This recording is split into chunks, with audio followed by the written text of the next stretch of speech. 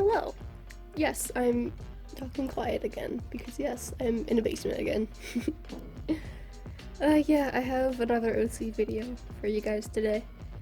To clear up to anybody who might not know, yes, this character is from the same universe as Andy, who is the character I made in my last OC video. And just like in that last video, the video is going to be structured. How many times have I said video already? It's going to be structured as general info first, and then a summary of the story that he's in, and then how he fits into that story, and then last, I'm going to be answering some questions that I asked my Instagram followers. So his full name is Luca Gianetto. He is a boy, he is 18 years old, and he has a really big hobby in writing.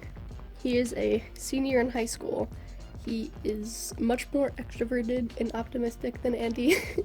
In fact, the two of them are pretty much on complete opposite spectrums of extrovertedness.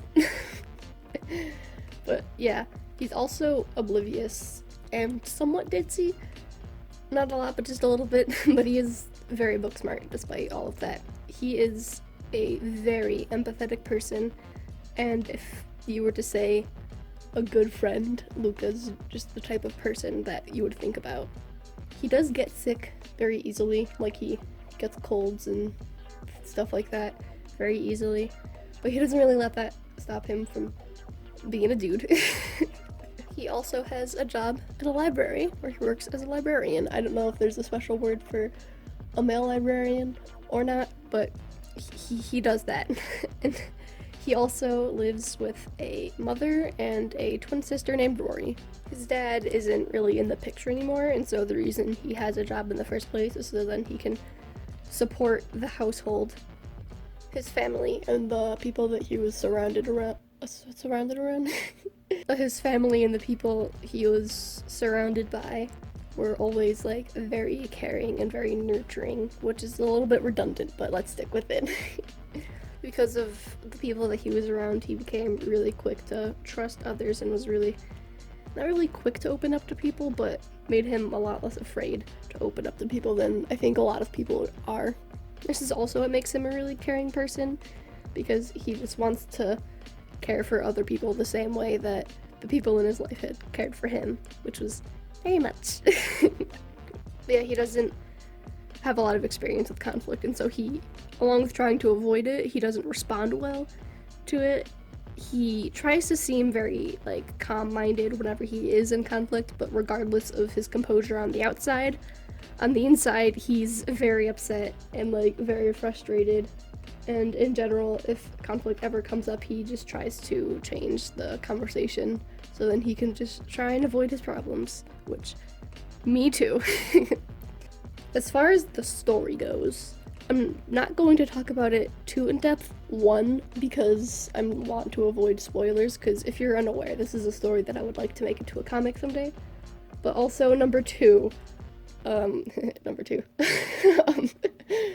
if you watched my video about Andy, I talked about the story in there, and I am still going to do a brief summary here, but I believe I talked about it a little bit more in depth in that video, so if you want to learn more about the story, then watch that one. So pretty much, Luca lives in a small town that is run by corrupt politicians.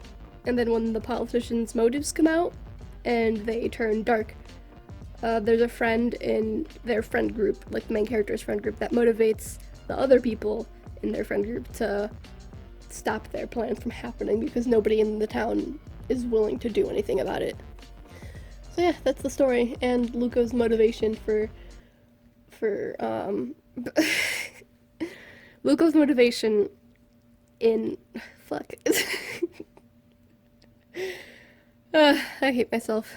In this entire event, Luca's motivation is simply just to help people, because he knows that, like, if nothing is done, then the townspeople will get hurt, and then the people he cares about will get hurt, and he just doesn't want that. And then there are people that he cares about also working in this sort of revolution, I guess you could call it. I don't know what you would call that, but a rebellion, I don't know. But he wants to help the people that he cares about who are in there. He is completely devoted. Is that the right word? I don't know why. I was gonna say devoted and then motivated at the same time, but anyway, he's completely devoted to this whole situation because he understands that this is a situation that is much bigger than him. He knows that his safety as one individual isn't as important as the safety of an entire town, especially since if he doesn't do anything about it, the entire town would be in trouble anyways, and being a person in that town, it would kind of not go well for him, and so he does the stuff.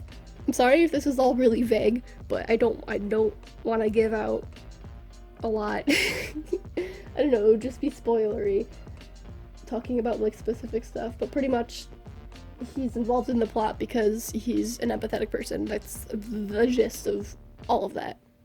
So now we're going to move on to questions from Instagram. I talk about it a lot on my YouTube channel. I am definitely much more active on Instagram than I am on any other social media platform. So if you want to follow me over there for any updates on videos or to have a question of yours answered in any sort of video, whether it's an OC video or not, go over there and watch out for updates on that. But anyway, the first question was, what would he do if he had a crush? He would definitely be very sweet and very kind. He'd be as kind as possible, like more than usual if that's possible. He's just a sweetheart in general, so he would be an even bigger sweetheart. He would constantly be giving out compliments and show like simple signs of appreciation. Nothing like extravagant, but he would like hold open doors for people or like pull out chairs if they were like sitting somewhere and like pick a flower and offer to help if they need. I don't know how to be romantic. But yeah, just simple gestures of kindness, really. The next question is, what is Luca's aesthetic? I actually had to think about this a lot because I don't know how to describe it. I described it as dapper and like almost preppy. Maybe a little bit of preppy, but he's like, he's a mature person, but also he's somewhat childish. And so like, for the way that he dresses, for example, he dresses like an adult, quote unquote, and he just he just presents very mature, but he also dresses with bright colors and like fun designs or patterns or embellishments. Like his main outfit that he wears has like red plaid pants, and then he also has like a pin collection, so he has a bunch of like different little like goofy little pins with like monster faces and stuff on it. But yeah, I don't know if there's a specific word for that kind of aesthetic, but whatever it is, that's his aesthetic. Next, who and what would Luca take with him on a road trip? This is a fun question. So as far as who, if only one person, it would definitely be his sister Rory. That's his twin sister, which I believe I mentioned earlier. And if there's a second person, then Andy, because the three of them are kind of like really close friends. As far as what goes, it would definitely be writing materials, because he really likes to write stuff. It would be like writing materials, like a journal and a bunch of pens and stuff.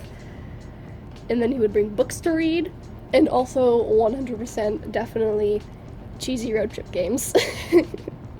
Just stupid stuff like charades and like 20 questions and stuff like that.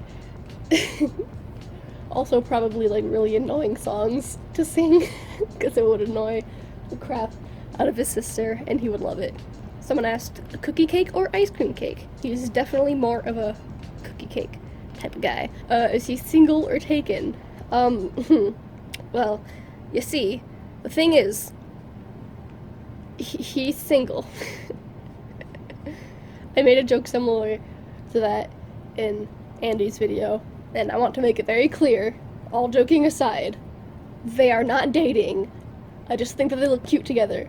It's not a canon thing, so don't think it is.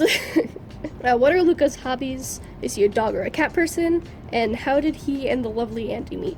First of all, Andy is lovely. Thank you for noticing. Second of all, I talked about his hobbies before. He is a writer.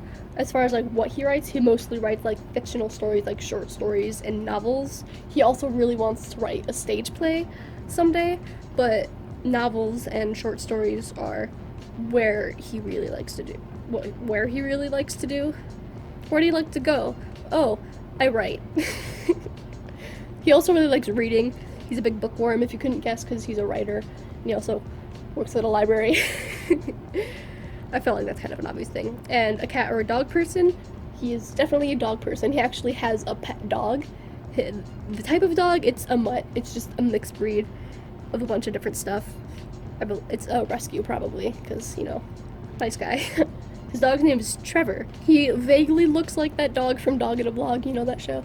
I never watched it, but the dog is cute as hell, so I need a dog that looks like that, and so I'm living vicariously through Luca. And for meeting Andy, there's a class that he, Andy, and Rory all share together, and they were doing a project, like they were assigned a project, and originally Andy was going to work alone, and then naturally Luca and Rory worked together. But then when they noticed that Andy was working alone, they didn't want them to work alone because they knew that it would be difficult, and so they invited Andy to work with them.